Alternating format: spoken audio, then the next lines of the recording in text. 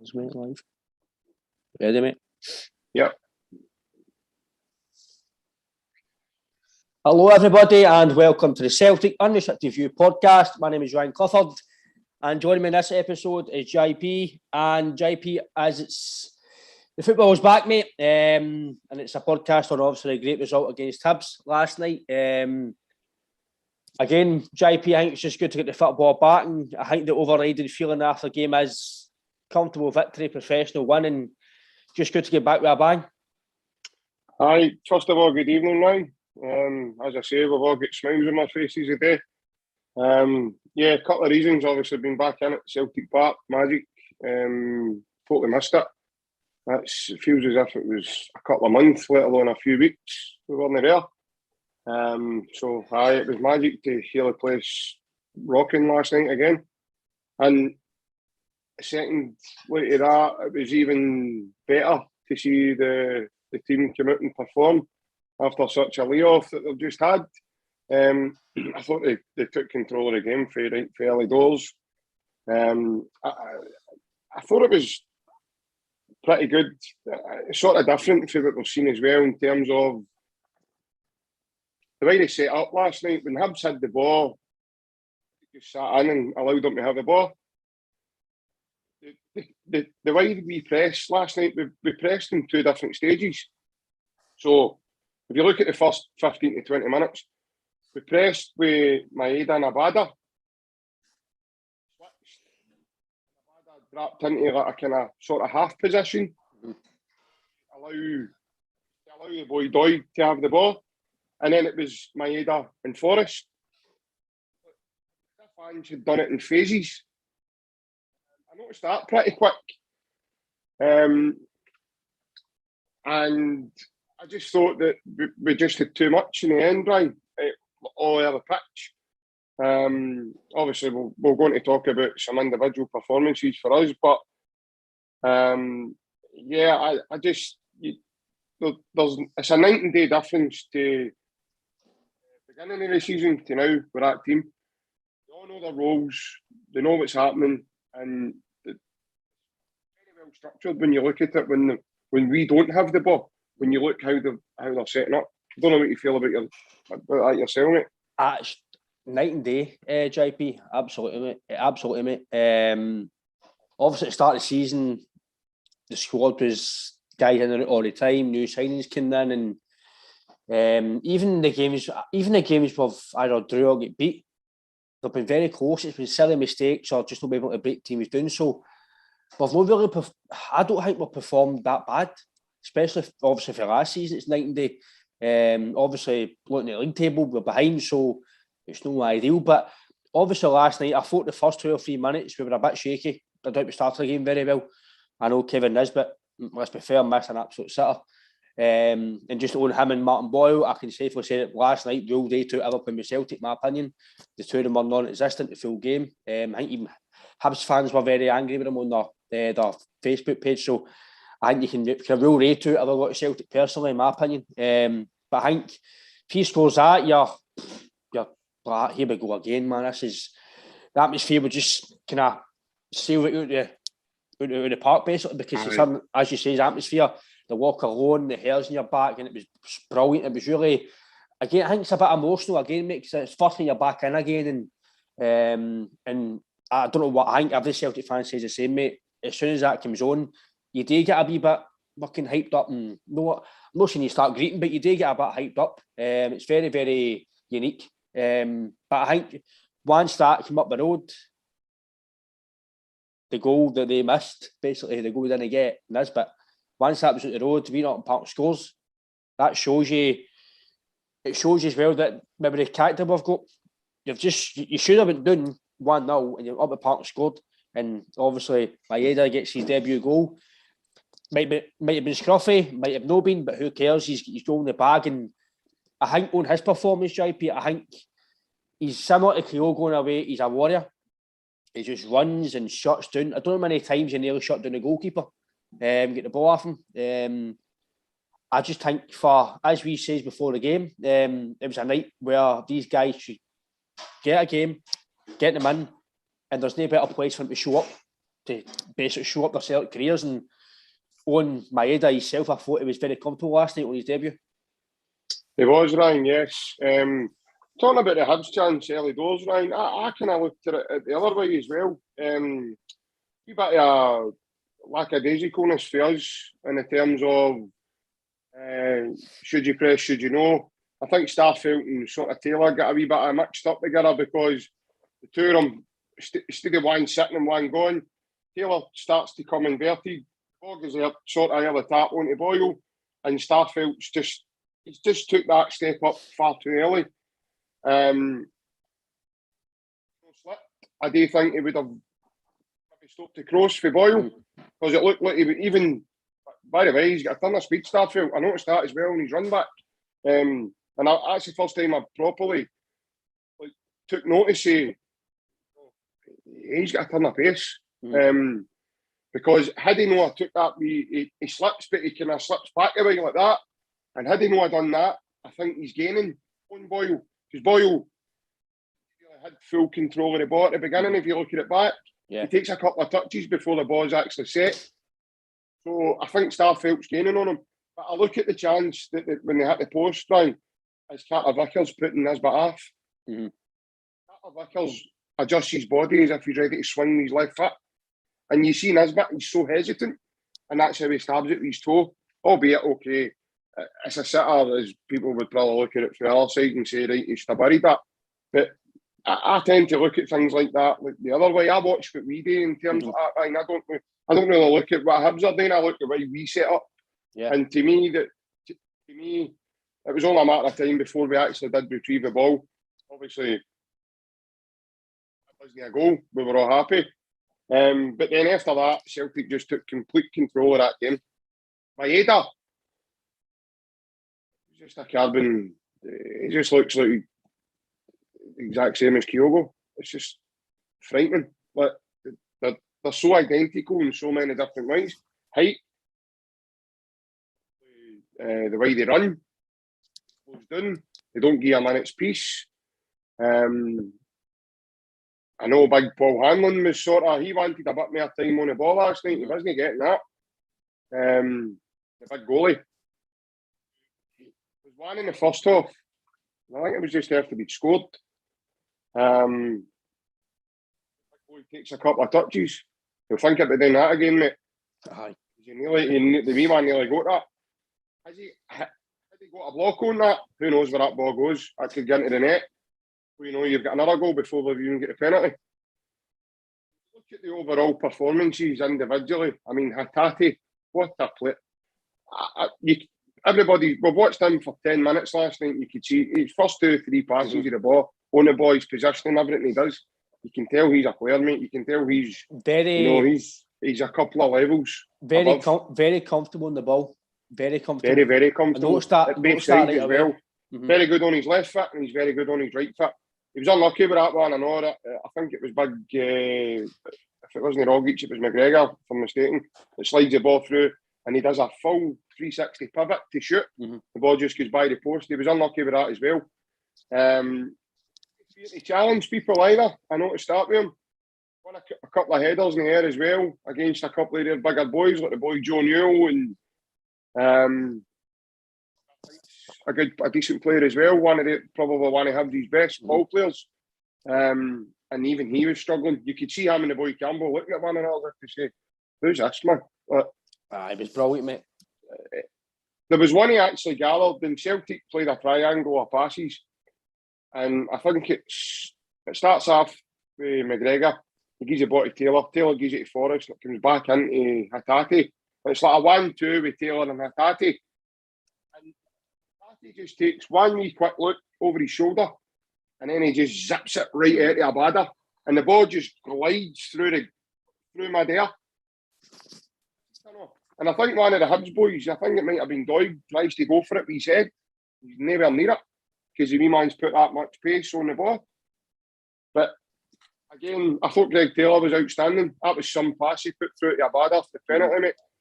Again, lovely weighted pass. I thought some of his passing was tremendous, especially when he was coming inside into the inverted. Thought Juranovic was outstanding. I felt was different gravy. Thought he was solid. Carter Vickers again, steady, didn't put a foot wrong. There's some even I've seen on social media today. There's some actually arguing that he's probably the best defender we've had since Virgil van Dijk. I've seen that, mate. Giacomakis looked really sharp and good when he came on, mate. Plenty of positives, right? Plenty of positives. And look at that bench. Jota, he's got to take another couple of weeks before he's back into top flight. Showed a couple of nice wee touches when he came on. Scott Harlan for hot dogs last night when he came on. I think a couple of the boys were shouting mustard and ketchup and that on his wee man. Cheers, thanks for that. But again, Jota, he's no feared, mate. Just coming back after an injury, he's doing step overs.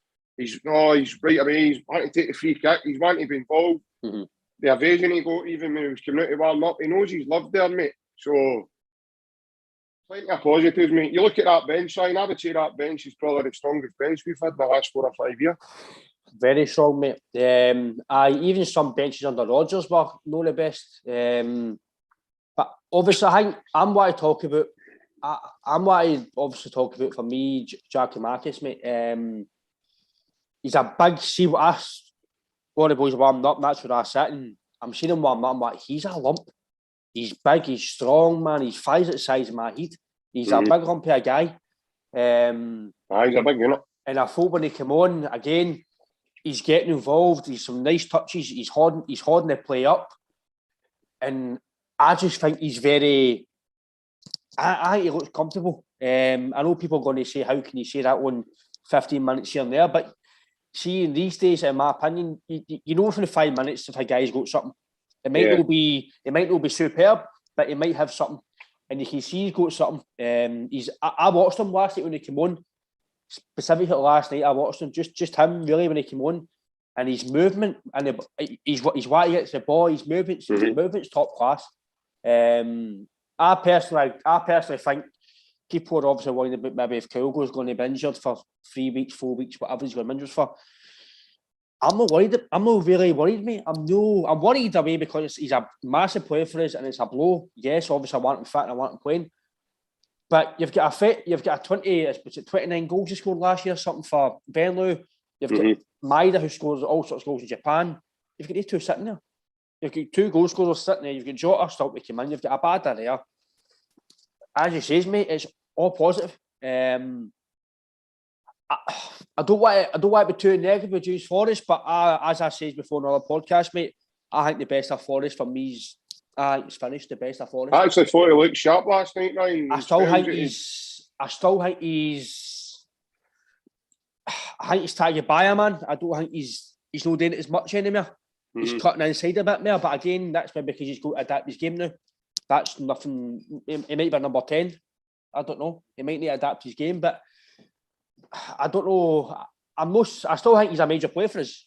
Still think he's a major player, but I think some fans don't really. I don't think they should be expecting the same James Forrest maybe all the time because, as we said, he's been injured. He's had a lot of maybe issues, but now they're getting ironed out with him. Jan says he's in good condition now, so we'll just need to wait and see. Obviously, the bigger games if he's going to be playing, but I just think it's not really a negative. It's still. I just think that maybe fans need to expect the Forest to be the Forest of old because I know he's only 29, 30, but injuries might start to catch up on him, and I don't think he's as sharp as he was. But it's not a criticism. That's just because injuries are taking so long. That's really all.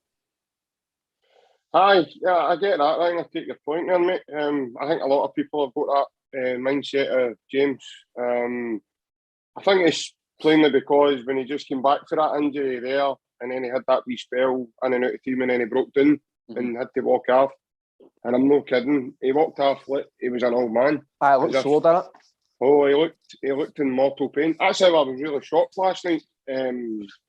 When you seen him in the lineup last night, and I thought, but in a wee bit of me, I wasn't disappointed, mate, because I'm thinking to myself, on you, wee man. Like he's obviously went away, and he's got himself conditioned and he's got himself ready, and he's back in. And listen, again, I'll reiterate this again, mate.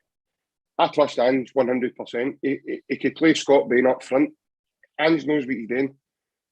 By the way, everybody that's probably listening, and I don't mean that's what Ange is going to do, by the way. I don't mean he's going to play Scott Bain up front. But see if he does something tactically or he does something in the team, what the hell? Mm-hmm. I'm not going to be disappointed because he knows what he's doing. This is all things you were working on, and this is all things he's worked on. And like I said before, Ryan, this wee break we've just had was like a mini pre-season. So I'm not surprised you're seeing Jackie Markets looks as if he's lost a bit of weight but gained a bit of muscle. I'm not surprised you're seeing Forrest fit. I'm not surprised Jota's fit. What I'm surprised is maybe the injury that they thought Kyogo had's a bit more severe now than what it is.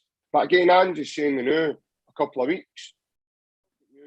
This week, it might not be, it might be just be 2 weeks, it might be, but I don't think he's going to, this is me personally, I don't think he'll play in the Glasgow Derby. I don't think Kyogo is part of that team. I do think he'll miss that. How much Mary will miss, I don't know. What he is did Japan call up Hatate? Did he call up Maeda? I'm calling Gucci up or Slimming Nunn, and that's not because the boy's not a good player. I'm not saying that. He looked very comfortable when he came on last night. One is a couple of balls in our box when they were on the attack. He broke up the play a couple of times and done his job, what he was asked to do. But my belief is through Dan and through reading a couple of things in sources that he's not played for Japan in 2.5 years. Gucci? I don't think so. I don't think he has. So my side's telling me that I don't see him being an immediate selection for Japan for right out the blue. The next couple of weeks he starts, he comes into, I hope he does by the way, he comes into the Celtic team and he shows Wilson, you're not dropping me. Aye. You'll drop everybody else, or you play a guy out of position. So, and that was another thing as well. I don't think I've mentioned yet that Ralston Dino was on the bench last night, mate. So it just shows you how actual, well, the depth that we've now got in my squad and how the quality levels in my squad is. I obviously on the right back situation, I thought Janovic was really good last night. I know he gave the ball away a few times, trying things, but he's very, very quick. He covers a lot of. I actually felt sorry for him last night because as a criticism of Bada, I think he gives Janovic too much work to do because he's too far up the park. I thought Janovic has always got two men last night. But that's maybe because Abada's been told to play up higher because he knows Janovic is going to cover that. I don't know if that's part of the plan. I don't know. But I thought Janovic was very, very good last night, and I think he's kind of underrated. Not by Celtic fans, just by... No, just in general. I would say it was like when Andy Hinkle was at Celtic. Never really spoke about, but never no spoke about. It was always a 7 out of 10 every week, steady Eddie. He might not be a fan's favourite, but the fans liked him. And I think that's the way Janovic might be. Just does his job, does a simple job, and I like him. Like Adam Matthews. Aye, considering, mate, Croatia's right back for 2.75, 2.5 million. Scary. Mate, value, Hatate, like you say, is 1.3. I think for the £5 million for the three boys, Hatate, it was Maeda, just Maeda under five. and Gucci. Yeah. As I says to you the other day, and we paid all that for Kyogo just himself. And like I said to you the other day, it doesn't matter if only one done well, it's value. You basically beat the bookie, you beat the transfer market. You've got value, and I seen a lot of media outlets today. I think Michael Stewart was like, "Wow, Hatate, Stephen McGivern, Hatate might be a player." But I'm like, do you know look at these guys before they actually play with Celtic? Do you just think they're not good enough to play with Celtic? And I think you're talking about obviously Starfelt, mate. I thought it was really good last night.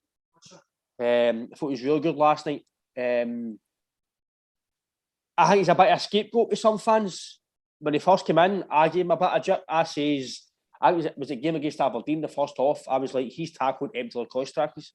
I was like, he's hopeless. He's minging. 4.5 million for this, so and so. But again, this is where I'm well now. Us fans are too quick to judge. You see him now, he makes the odd mistake, but who doesn't in football?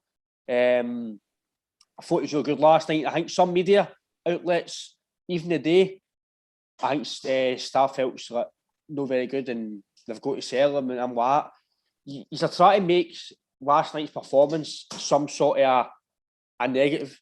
they're trying to. Last night was like you say, mate. I think every Celtic fan can say, first half was relentless, flying out the traps.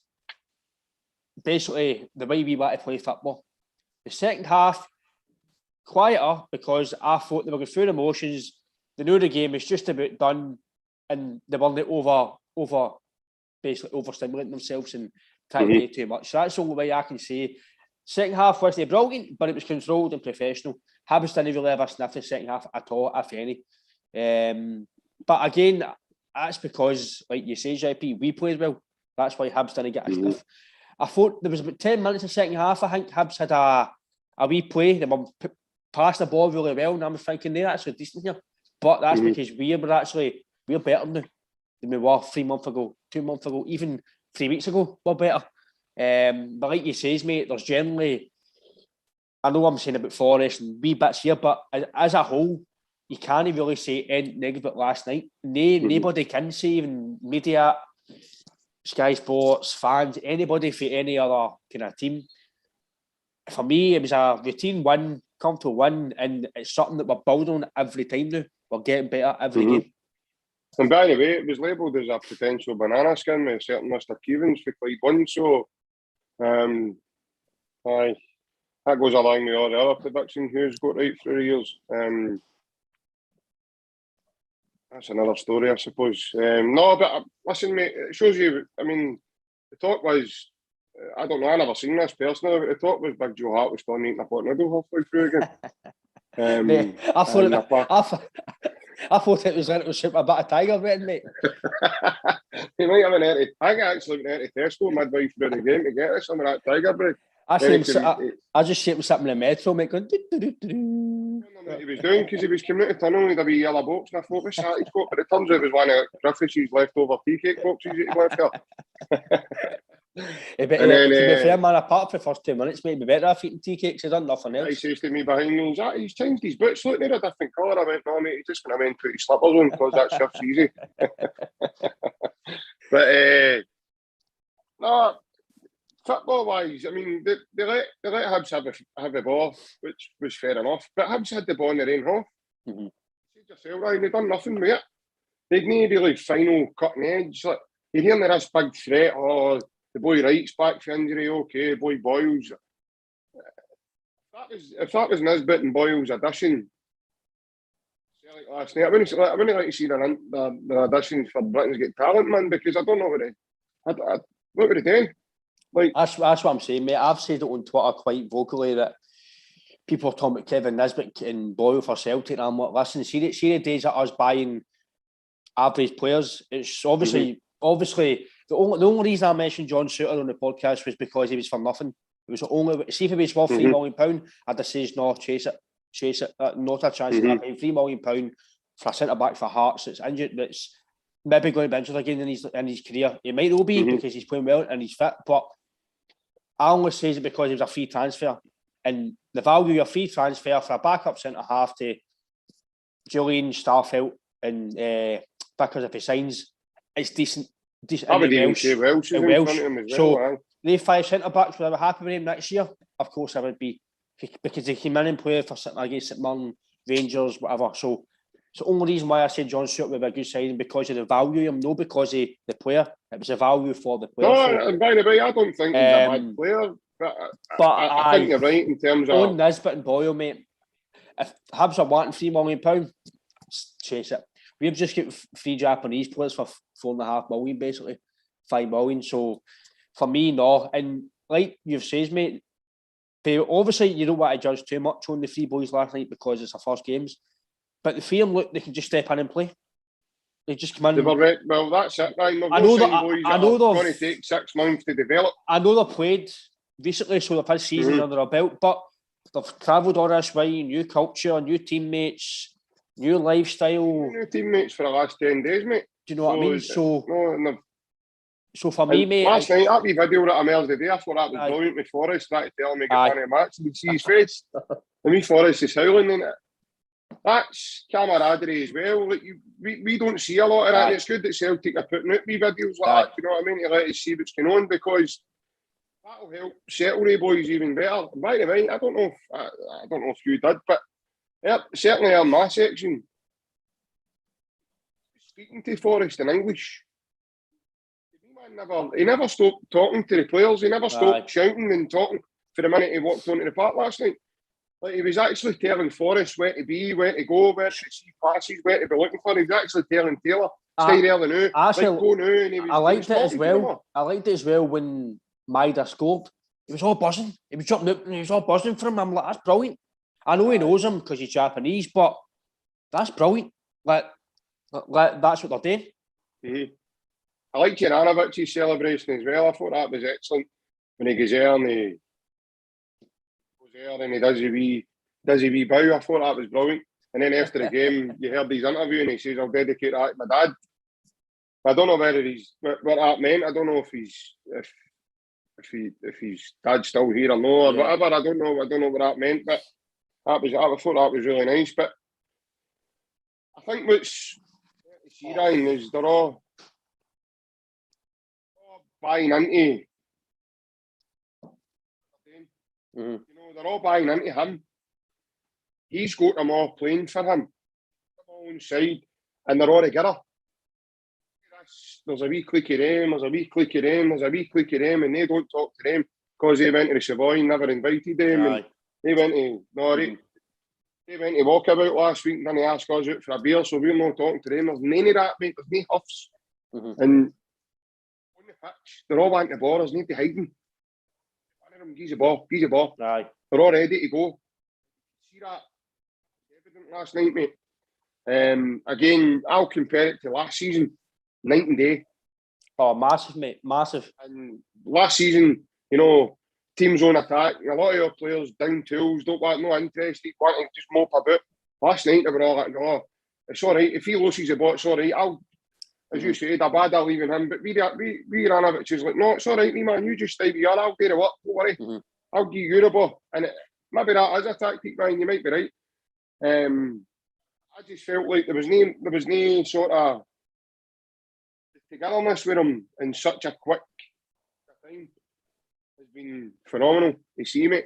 Because I think as well, again, it doesn't get mentioned much because he's a captain, but I thought McGregor was exceptional last night, mate. Absolutely exceptional. See, there was one, I don't know if you remember it, there was one at the touchline and the ball was it was just about to go and he's got it and he's just glided past the midfield. I'm like, he's so deceivingly quick. He's not quick running, but 5 yards is very quick. And mate, he's very, very good. He's very, very good. And I know I've on this podcast before, I've says, I'm not trying to get the guy out. That's not what I'm trying to do. But I'm not saying, I'm not going to say my luck at him because he could easily go and step up a few gears to playing with Arsenal, your Evertons and whatever else easily. Oh, no bother. No problem. I don't want to say Man City and Man United, but he could definitely be on their bench, mate. 100%. And people say, Ryan, you're talking about your ass. The guy's quality. Even when he plays for Scotland, he's quality. He's one of Scotland's best performers all the time. And again, you don't really mention McGregor every week because you expect it off him now. You don't need to expect it off him now because he's been there so long. He's experienced. He's a captain. And I'm like you, mate. I'm very positive on every situation now with Celtic. Even though the now we're 3 points behind, it's still, you're no negative. Last month's done, there's that points are finished. It's all about on Saturday now, Hearts, Rangers, blah, blah, blah.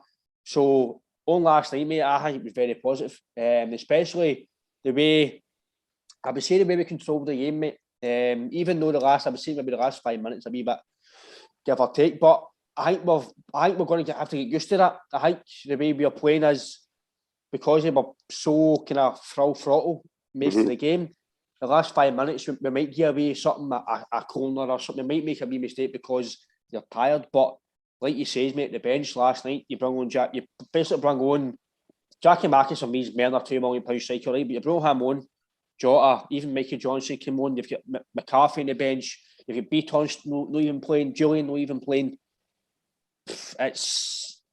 You can't really be negative, and you've still got maybe 10 days left or whatever it is, the window, so you could bring somebody else in. You could sell players to free up wages. So, and I know people aren't really a big fan of Yeti, but for me, he's still a goal poacher. He's still here, so you've still got him to come back into equation if he's no salt. So you've no really, there's not really to say that was shite or this is shite or here we go again. It's all positive as it stands at the moment. Aye, mate. Aye. You'd be tough calling stuff if you were looking to find fault. Listen, there's fans out there who'll find fault with last night's result. Celtic 1-2-0.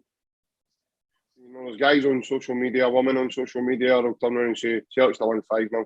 How do we know they're this? How do we know they're that? Aye. They're never happy. And these people just put posts on. Sometimes they do it for. Sometimes they just do it for their jollies to try and wind folk up and to get bites off people to get people in. The media do the same. But the media are quite clever. The big inch. Oh, they just get slapped if they try. I don't know if you've seen that. The best one I've seen with Ange is the one with Robbie Nielsen. I'm going to say, but we'll go to that in a minute. The one with Robbie Nielsen. And Jane Lewis says, I think I say, we bit of a shame. He went, no, I don't. He says, no. He just the way no, I don't. She went, no. And he went, no.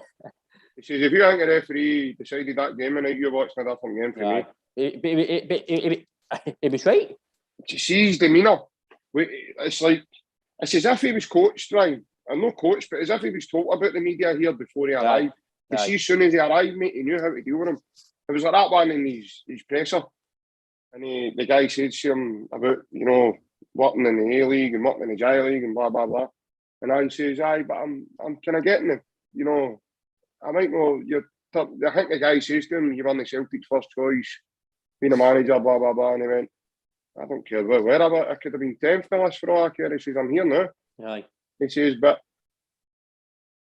I think you're insinuating there that I've worked at a lesser level. He says, I managed that World Cup. Exactly. Has Eddie Howe managed that World Cup? No. And by the way, at the time, everybody was all about Eddie Howe. See on Eddie Howe, right? People are obviously saying, he's one. Listen, see at the point, Eddie Howe was a very good appointment for Celtic at the time. He would have been brought for Celtic. He might have brought in maybe guys who shouldn't be playing with Celtic, like maybe guys who were born now and whatever else. But Eddie Howe come to Celtic would have been a total different scenario than got to Newcastle the way Newcastle were. So anybody on Twitter who's kind of maybe putting up bookmarks about, he's wanted Howe, you're getting Howe. Listen, Eddie Howe was coming to Celtic and at the last minute he put it because he wasn't getting his backroom staff. We found that out now. He was stalling to Newcastle for the same thing. So it's not like we gave the Celtic board a bit of drip because we were like, why, just ram it up, set a deadline, get it done, and we found out now, obviously, it was all to do with Eddie Howe's staff, whatever else. Which is fair enough. The guys staff and want to come. He's want to trust his staff to help him in a job. Fair enough. But for me, mate, I think I'm agreeing with you that we all know the media try things, mate. But I don't know if you've seen the thing out the day about Chick Young. Have you seen that? Seen it, mate. Is that the one he says Hatati's no Nakamura? Or Hatati's Nakamura? He basically says that he's a bit like Nakamura-esque. And he's like, no, mate, he's real Hatati. Aye. Mate, it's absolutely brilliant. It's superb. And I like the fact that he's not giving them headlines. He's not giving them something to ask them back because it's kind of like it's a dry answer. So, okay, then we'll ask him something else. And it's like he's bamboozling them to ask him something completely off guard. And he's only a manager I'm seeing in this league that can do that. Rodgers used to do it in a way where he didn't really give you anything back. Rodgers, he just go, right, cool, bye. But he's actually giving him something, but he's giving him it in a way where he's shutting them up. And it's brilliant to see. Brilliant to see. I'm a big believer in what he's doing. The only thing I'm kind of not agreeing with is getting Scott Bain a new deal. It's the only decision I can say now I'm a bit iffy on.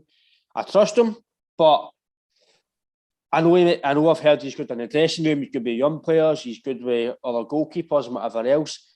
But the way I'm seeing it is he's there to play football. He's not there to be a pal. He's not there to coach younger kids. He's a football player. And for me, is he going to play every week with Celtic? No. In my opinion, is he an adequate backup? Personally, no. Because he was a third choice for a reason under Rodgers. Because he was third choice goalkeeper. So in my opinion, it's kind of what Williams says on Twitter as well. You've got to say, where's the plan of action for the goalkeeper situation? Do we need somebody else to come in and Derry's situation? Is it a sport director we need to do? Because what is the plan if Scott Bain's your second choice? I know you need second choice and third choice goalkeepers. I understand that, but my second choice is going to be somebody that's going to challenge your first choice. Is Scott Bain going to challenge Joe Hart? Not a chance. He's going to be sitting there waiting for a cup game, waiting for Hart to get injured to play against Murn or whatever else and get the odd game. Barkas, for me, people might say he's £5 million on the drain, this and that, but at the end of the day, Barkas is a £5 million goalkeeper. Scott Bain's no. So in my opinion, I would have Barkas as my second choice and Bain's my third choice. That's just my opinion. People will base it on last year's performance. Barkas, yes, he wasn't very good, but I'm only going by against St Johnstone, what was comfortable, and on that comfortable performance, I would say he's done better than Scott Bain already, because Scott Bain, for me, he's made too many mistakes. But I'm just saying, new deal, he's probably going to be a second choice for the Oxford. So anytime Scott Bain plays, I'll support the guy, hope he does well for us, and that's it. I'm not going to beat about the bush about it, but I don't personally feel that surely we've got a bit of money. I understand that a quality goalkeeper isn't want to come and play centre fiddle. I understand that, but surely JP, we can get somebody better that's going to actually challenge Joe Hart and try and...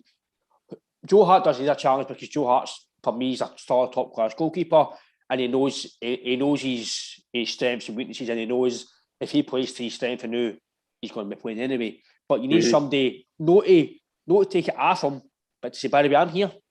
I'm ready to challenge you. If you have one bad game or one bad mistake, I'm here to take it. I'm here to take your position. And can I see Scott Bain doing that? Personally, mate, no. I know fans will say, he's done well. And see, I'm going to take a wee dig at Celtic here. Well deserved. Scott Bain's not done that and deserve a new contract, but that's the decision for the board and Ange. So we need to take it on, mate. But I don't know what you think of that. But me personally, I would rather, again, it might be a new deal, mate, in lesser wages. We don't know what the situation is, but I'm not the biggest fan of having a new deal, personally. No, I agree with you, but I think he's certainly not been good enough. Obviously, Ange must see something in training on him to warrant him another 2-year deal. Maybe it's an intent that overall he's decided to ship Barkas out the door. I know he was the day I saw the video the day that he spoke last night about the boy Toby Oyewemi. The boy will no longer be with the B team now. That's him. He's going to be with the first team now, and I hope over the next couple of years he'll get himself in the team. And it actually indicates to me that boy looks. Looking at that boy being the prospect of the future's number one Celtic goalkeeper. Yeah. Because Ange says himself, that'll be him with the first team now. He'll be working away in the camps. I wouldn't be surprised if the boy gets a game on Saturday, against Alloa. Because you can't just have him training with the squad and he doesn't get any appearances. He's got to have some sort of involvement. He needs to give him a chance to sort of see what the boys got. I mean, we've had everybody else. We've had Hazard, we've had Barkas, we've had Bain, we've had the boy, no Doohan, the other boy. What's his name? Mullen. No, it's Doohan. Doohan, no Mullen. By the way, Mullen looks a good goalkeeper as well, the boy with the B team now. But we've had all the other ones, so eventually we'll be looking to get a look at this guy. See what's happening. But I agree with you, Ryan. I personally don't think, and this isn't a dig at him, I don't think he's a bad goalkeeper, I just don't think he's Celtic class. I'm agreeing with you, mate. I think some people are very fickle and they think because you're criticising a Celtic player that you're saying he's a bad player. No, he's just know what we should, in my opinion, we should be aspiring to, and that's signing better quality goalkeepers. Yeah. I'm not saying I don't know who to buy or who to sign in front of him, but I'm just saying, surely the scouting network, there must be a better goalkeeper, running about maybe the same wages. But I understand that fans might say, but who's what to come and play centre fiddle? But a goalkeeper should be relishing a challenge. Listen, I'm going to come take the jersey off Joe Hart. Because it could happen. Who's to say Joe Hart has 2 or 3 bad games and this guy's, whoever he signed, plays? Because let's be fair, see if Joe Hart's injured, am I comfortable with Scott Bain in goals? No, I'm not. No, especially if there's big games running about the time. I understand against Rangers, he's made a few good saves. In some games, he has made some good saves, but in some games, he's made some really bad decisions and blinders, came out for balls when he shouldn't be. And look, the man he came away against Bragg and runs by the ball. Look, what are you doing? I know. You going back to the Magnus Edmund days, man. That's what I'm saying. I know the managers have got the final say, but the fans are watching this every week. You're paying your money. You can see on the park as well. I know training is different. Managers say training day in, day out. But like we said before, you can train your best ability for Monday to Friday, but on a park, if you don't do it on a Saturday, but the fans are seeing, then the fans will judge it on what we're seeing. That's it.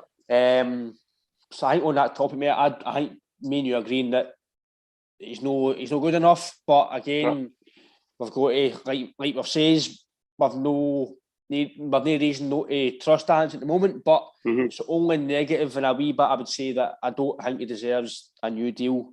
But again, that's maybe because it's January. Maybe there's not a goalkeeper available, and they might let him away in the summer. We don't know what the plans are. But I think so.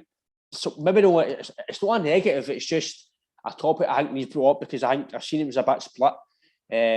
Some fans are saying, he's all right as a backup. I'm like, I just think some fans are just happy with sometimes, mate, with just signing average players. I'm no. I'm the mentality of, we can't go and sign £7 million, £10 million players all the time, but you've got to look to get the best. Like we've got with Hatate, Maida and Gucci, you've got cheapish players, very good players for cheapish value, but their value that you've looked at and you've understood the market and gone, by the way, 1.3 million for... I know it's only his first game, so you could have 10 horrible games, but on his first performance, you've got to say he's a very good player. On Hatate and Maida, and Gucci looked okay. So value aspect, you've got the aspect of the value. So I just don't know, mate, with the goalkeeping situation. Joe Hart's obviously a shoe-in. It's a weird one, mate. I don't feel for Barkas, but I do anyway because he came to a shite situation last year, a shite team. COVID was there, they couldn't socialise, they couldn't get to know his teammates. People are going to say, that's bullshit. It's no bullshit because see, if you can't mingle with your teammates, how you met to go in a fucking park? If you don't know Martha Park, how you met on the Money Park? I've played with guys before that I didn't speak to after park. On a park, mate, you can't talk to them on a park because you don't know the Martha Park. But again, I might be caught at straws by trying to defend Barkas. I'm not trying to defend Barkas. I'm just saying, at the end of the day, he's a £5 million goalkeeper in the market. So you'd like to think there's a better gear in him. Again, as we've said before, mate, he could go to Turkey, Greece, Armenia, and whatever else and be top class and show his worth. It's just maybe not going to work here for him. But I think personally, mate, I think we need to get summer because obviously Joe Hart's not going to be away so far because he's still got a lot of legs in him. I think we need a better backup personally, in my opinion, this summer, mate. I agree with you, mate. I also agree with the fact that Barkas, it's just not worked out for him. Not necessarily, he's probably not performed to the levels expected that you would expect probably in himself. He's obviously not performed to what we expected for him, especially with the valuation that we paid for him. A lot of Celtic fans will probably feel hard done by in terms of the money that Celtic have. They'll see it as money wasted more than money best spent. I think what's key now, Ryan, especially under this current regime, is the recruitment. The recruitment's been absolutely second to none. And obviously the manager has a real eye for talent. I liked what John Collins had said last night. Obviously, I never saw this until I got him for the game last night, but John Collins was apparently on the punditry panel on the Path to Paradise with John Hartson. Oh, right. And John Collins turned around and says that he was talking about the new boys that came in last night, and he says Celtic have added sincere quality to their squad. He says, but I'll tell you something now, you don't win titles with a team. You win titles with quality. Aye. He says, and Celtic have now got that in abundance all over the pitch. Mm-hmm. He says, and when it develops properly, he says, because if you think about it, the manager has just started at Celtic relatively, so he's new. When it develops properly, especially in the manner that they're going just now, he says Celtic are going to be a very hard team to stop. I'm agreeing. And I agree with him. Aye. Again, we're only seeing what we've seen at the games and what we've seen at the telly. Footballing wise, people I know we're 3 points behind and whatever else. Footballing wise, I believe we're the best team in Scotland still when it comes to playing football. And I know results are the main thing, but for what I've seen so far, how quick we are going for. People still get this enigma about us that we're horrendous defensively. I can't see that. In Scotland and now, I can't see that. I can't see where they're getting this. We're hopeless in defence. As you say, I thought Taylor played all right last night. No reason, no qualms about him. Starfelt, I thought was very good. Vickers, very good. Janovic, very good. Joe Hart didn't much today. I know he made a wee mistake, but that's just the way he's want to play.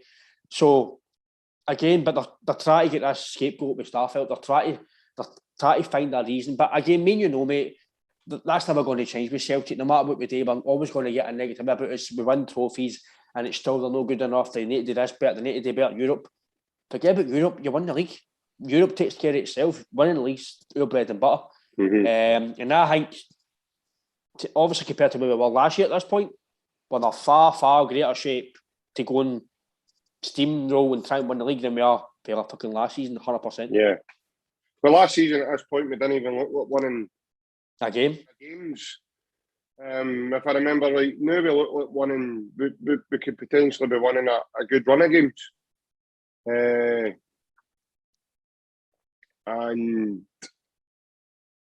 as I say, we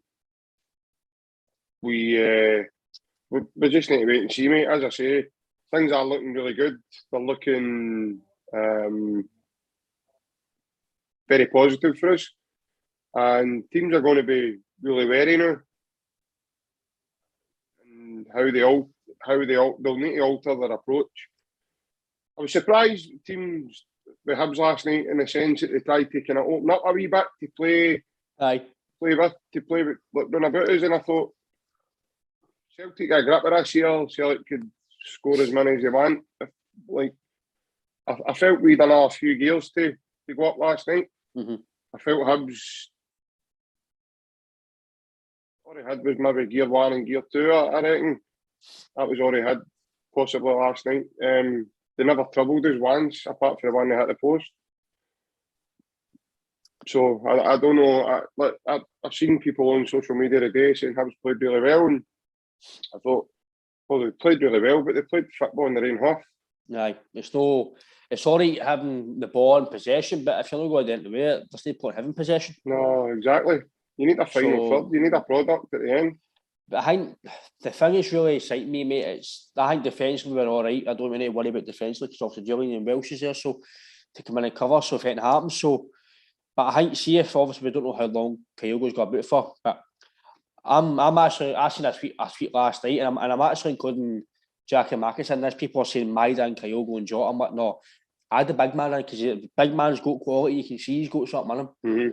He just needs to run games to get fit. Well, no, it's a shame as well now that obviously he can't play in the B team, so he can't go and get match games unless he play a house game.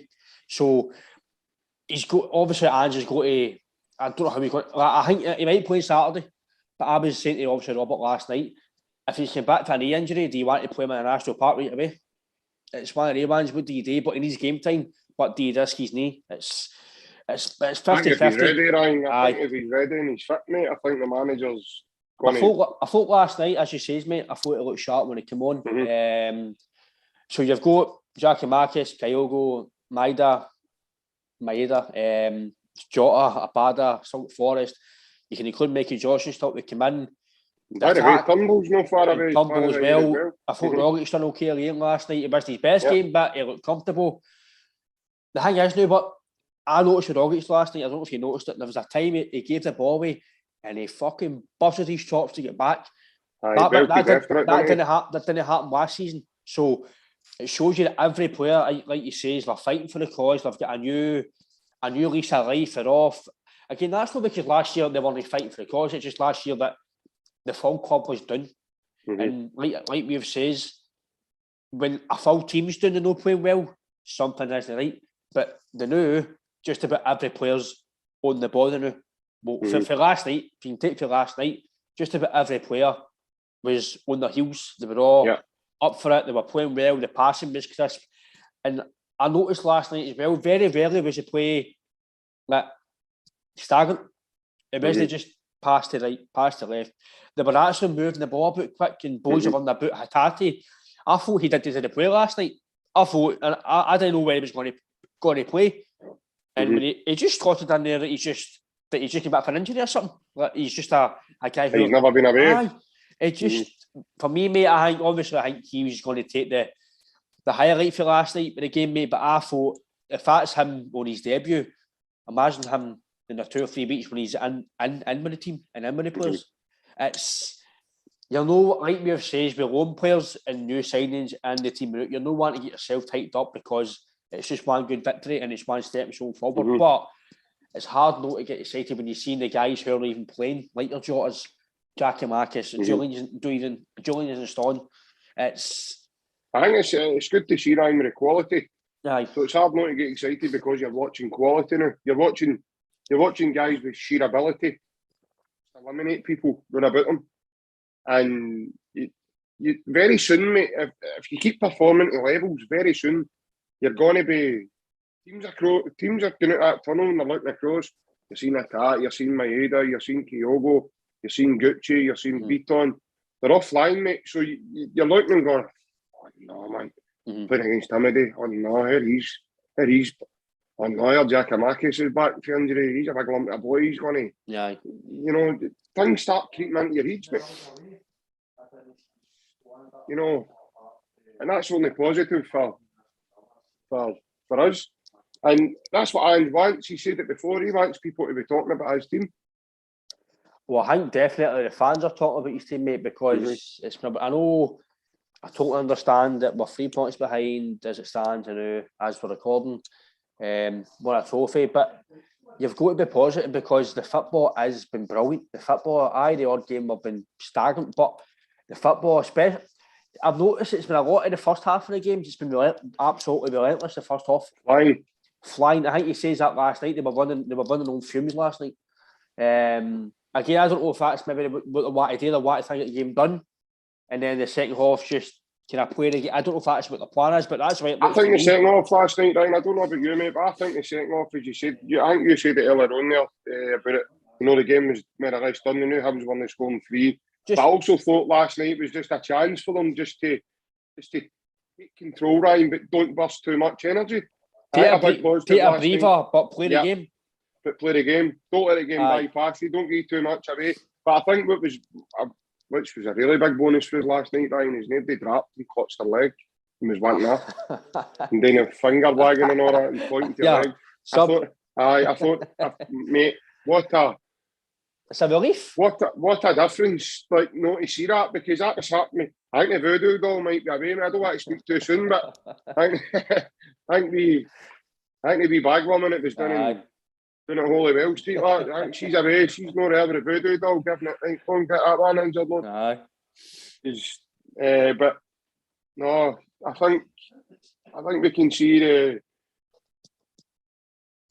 fitness will get better as we go, Ryan, because that comes, your fitness improves with matches. So when per game, and as Anne says, mate, we're going to see them all. He's going to play them all. He's going to need to rotate his squad. He's going to need to do this. Obviously, we're going to see guys that we're maybe not getting a look at now. Maybe on Saturday, but Alston plays and Juranovic and what a headache he's got. Well, that's what I'm saying, right? You're talking about obviously Saturday. We'll talk for 2 minutes. Obviously, I'd like to think Ralston might play, but see, a year ago, if Ralston playing right by, but fuck, right? But see, now you're thinking, right, good, play him because he's good enough now. We've seen he's good enough, so it's not really going to deteriorate the squad if Ralston plays right back. See, even if Bolingoli plays left back Saturday, am I going to be bothered? No, because he should be good enough to play against Adler. Scales, I think Scales might play Saturday. So, is it going to determine the team getting worse? No. You can put Beaton in the middle of the park. You put Jackie Mack in the middle, McCarthy in the middle of the park. Is it going to deteriorate the squad? No. You've got two internationals to come in and play. Julian might play Saturday. It might no, but if he comes in, Welsh comes in, are they going to deteriorate? So, like you say, mate, you've got an option for every single position now. Every single position. Jackie Mack can play up front on Saturday. Give Maida a rest on Saturday. Put him on the bench. You've got absolutely, like you say, you've got abundance of quality even sitting on the bench now, and it's only going to be good for going forward. I think you say there about Bolingoli, mate. I think I'll be a big surprise if he plays on Saturday as well. But I personally wouldn't be surprised. It'll be a big surprise to some because obviously the right Scales has come in and played, and then obviously Taylor's back for injury. So if he plays Bolingoli on Saturday, it must be in the duty free. They must have some good deals in the duty free because maybe he's brought something back. But I'm pretty sure there'll be a couple of disappointed faces in Tenerife if Bolingoli plays for Celtic because the big man's normally earlier during the season giving it sunglasses, hats, t-shirts. So normally he's hanging about Prestwick Airport and this time of the year, isn't he? So he's looking for cheap flights. But no, like say Bolingoli, mate. Kind of bizarre one as to why he's still there because he just doesn't look as if he's in. But it's a weird one. Sort of it's a weird one how he came in against Livingston and then he was maybe at the scene. And I think he played in another game and then maybe at the scene. He played against Motherwell and Livingston, didn't he? And to be fair, 2 games. He played all right, mate. So I don't know, mate. Maybe he just doesn't fancy him, and that was maybe him trying to give him a short window. We don't know. But I agree with you. Obviously, this time last year he was away on holiday, so that's just a wee joke. But in a serious aspect, I think it's. But that's a thing. But I know us fans are saying sell him, but maybe nobody wants him. That's a thing. Players. Maybe. Celtic might want to sell players, but if anybody wants you can't sell a player. Like, obviously, the only thing you can maybe do is, like, we'll touch on it the last 5 minutes of the pod. Obviously, Lee Griffiths is supposedly his contract's finished. That's maybe what Celtic might need to do, but I don't think you would do that with Bolingoli. I think the guys might be on too much money to pay him up. I don't know. I think they still get years on their contract. I think he's especially when he was paid for £3 million. So he's not going to be on £500 a week. Do you know what I mean? So I think obviously Lee Griffiths, I know people are going to talk about his other antics after part, but there's obviously he's obviously got issues after part which some people might not know about. People might know about, but as fans we can't speculate because we're not in the situation and we don't know. I'm just want to talk about Griffiths as a Celtic player. Obviously now his journey's ended. He's part of the 100 club. He's gave us some fantastic memories, some fantastic nights at Celtic Park, European nights. Scoring at Ibrox, that goal at Ibrox was a fantastic goal. There are loads of goals we can say. I think he scored 40 odd goals or just below 41 season. Again, people will always pick about his bad points. But he was a good set for Celtic when it comes to goals. I think he could have, well, I'm not going to put him into question at Larson or Sutton or Hartson, but in goal scoring terms, by the amount of goals, he could go to 200, 150, no bother if he put his nut down.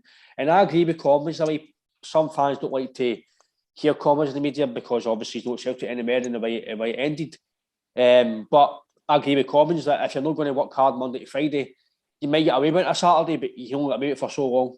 When things aren't going well for you, then that's when you need to plug. You need to work hard, and obviously it didn't happen.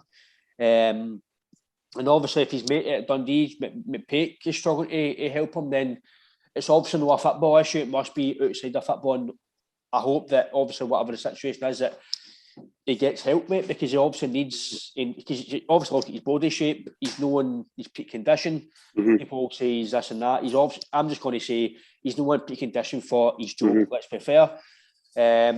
Obviously, I hope he can get his career rectified, and if he goes somewhere else, he gets his career back in track. But I think overall, mate, I'm not going to sweat the guy because he's other things, because that's not my place to say it. I'm not going to talk about him as a Celtic fan. And he's gave us some good times, good memories, some times where he's not been available to us for one reason or another. We don't know. Obviously, it's mental health issues. We don't understand the full aspect of why he wasn't playing. But I don't want. Obviously, you're going to get fans that are going to give him a bit of slack. But I'm want to focus on him as a player. He's done well for us. He's scored fantastic goals. He's won trophies for us.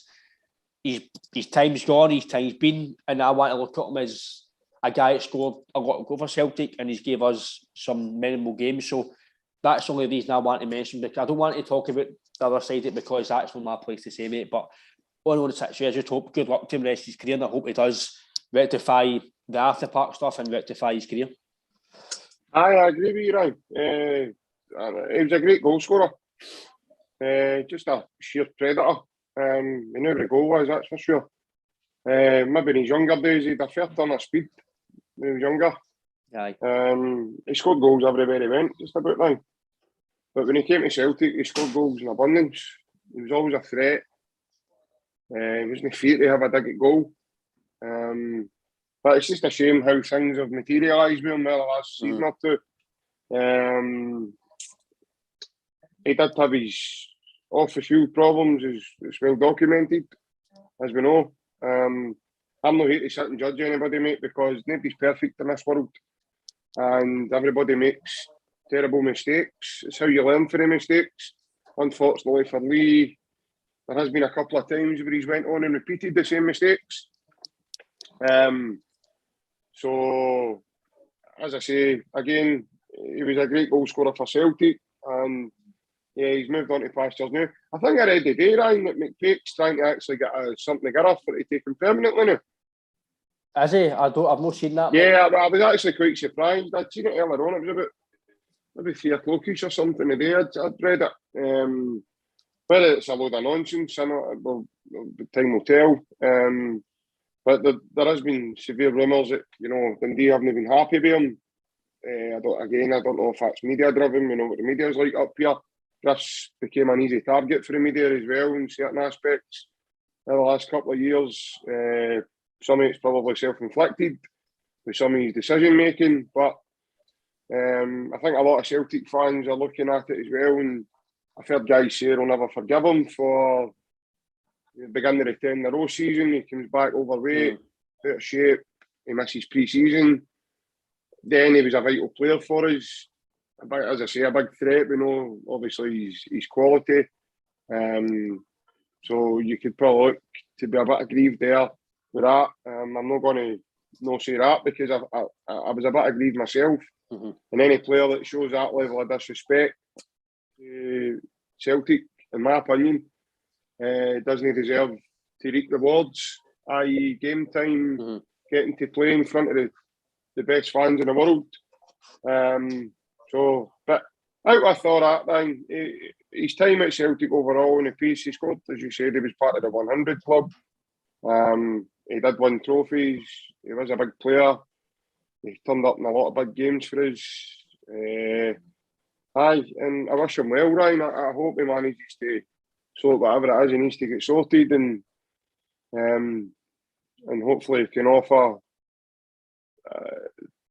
a new team some good quality that he did show for Celtic.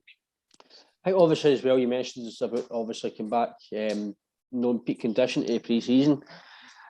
Like you, obviously it's no good, because obviously it's the same when I played football and guys turned up no fit and you're thinking it's not right. But again, that's all down to the management as well. The management should be keeping tabs of that. They've just be checking in on them. The management shouldn't even be playing them. See if a player comes back like that, for my opinion, mate, they should just be sold. They shouldn't be in game. They should not even give game time. Not even, because you're getting, like you said, you're getting the media and you're getting fans something to focus on. Right away, it's negative right from the get-go. Well, that's what started. For me, that's what started the big part of the downfall. Last season, it was just sheer noise spells, right? And that was the beginning of it. If you remember right, he came back and then he was left out. He gone to France for the team, and they never, and it was just for the minute, for the get-go, then the ball and golly thing with the Kilmarnock game and everything else, and it was one thing after another that just then snowballed to disaster. And for me, that was a sort of beginning you know, the beginning of the downward spiral last season. And it set, as you said, it set like the media, it set like fans all arguing with one another. Fans were separate. Even this season, Ryan, when he got his new contract, and it was half and half for it. And then he came on in one of the pre-season friendlies, and he's been booed for his sections of the fans. And you don't want to be going to a game, Ryan, and there's guys behind you showing him booing one of the players. See when that happened, I think Ange just went, look, mate, that's you, released, done. Because you can't get back for it. It doesn't matter if you're Ronaldinho, Griffiths, or whoever it is, you can't. See, as soon as a fan boos you, you're finished, mate. In my opinion, you're finished. You can't, it doesn't matter how many goals you score, what you've done in the past, as soon as you're booed with a fan, it's the same with a manager. As soon as the fans start asking for you to bolt, most of the time, unless you go and win 6, 7, 8 games in a row, there's really nothing for you to come back for. I think I'm agreeing with you, mate. It was no nice to see. Do I agree with it? At the time, I didn't agree with it. I still don't agree with booing fans. No matter, if you want to boo. Say what you want on social media, but don't do it for the. It's fueling the fire, like you said. It was a headline right away. It's getting well, what you were going to then see, Ryan, is the potential of people square going at the stands. Because my dad's a great believer in, like, he doesn't like that. And I remember watching that game on the telly. I wasn't picked in the ballot. It was really hard to watch, mate. I found it hard my dad was raging. My dad was like, "That's no nice. You don't say that. You don't do that, especially in the stadium." And it must have the rest of the team. It would have affected them as well, right? Because they'd have been like, "Oh, what's going on now, man?" As if I totally understand the frustrations. Obviously, I'm not going to mention what went on, but we all know. No, I know, of course. I understand. It was fine going on at the time outside of football in terms of, but you're there to support the team. You know that. I don't understand why people have done it in a way, but I don't, because I just don't like to see it personally. Would I boo if I was there? I wouldn't boo any player. I was just shut, and I would just watch a game. Obviously, I would have my own thoughts about it. I might say to somebody, mate, was he playing, or he shouldn't be here? But I wouldn't put it. I just don't like getting the media and people stuff to give us negativity. And I think this year we've gave him nothing really now. We've given him nothing, and I think this is it's not a plus for Celtic, but it's kind of gained the club a bit of reputation. But look, I'm just seeing this. He's dealt with it. And for me, mate, it kind of proves that I don't think Ange gave him a deal. I think it was, if we don't get another striker, right, it's somebody to come in and play. And by the way, I think Ralston came under the same set of circumstances. He's obviously we didn't have another right back at the time, so it was a case of, right, we need some sort of cover. So he's essentially he was the only senior, although he was a young boy, but he was the only senior first team right back we had at the time. So, I mean, you had the boy Lee O'Connor, but he played him in a friendly and then eventually was right out the door going to Tranmere. So, again, there's another boy who's, for me, he's not been given a proper chance to see what he's got, you know. And then obviously Ralston's story, but his backstory to all that is above his daughter. And he just, a switch has went on in his seat.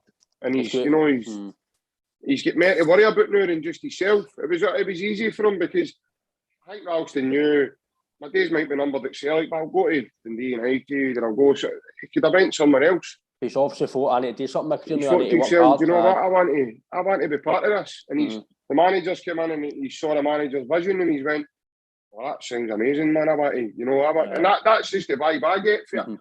So, not just Griffiths here, you can see that. I reckon Tony Ralston's path was sort of the same in terms of, you know, this is just a wee extension, but once the window opens up proper and we get in and, you know, we have a look at what we're bringing in, man, you're going to be second choice. And Ralston's went, do you think so? Whereas Griff never got to that because obviously he came on as a sub-back game and then all the booing all started and then that was the sort of end of Griffiths. It was, mate. That was the sort of tail end. He never kicked a ball for Celtic again after that.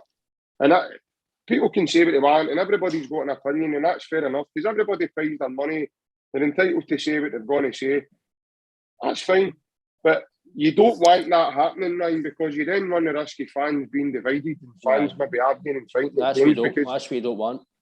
I've been at games, Ryan, where something's happened in a game and two fans behind me have started arguing with one another. Because he's got a different opinion for him or she's got a different opinion for her.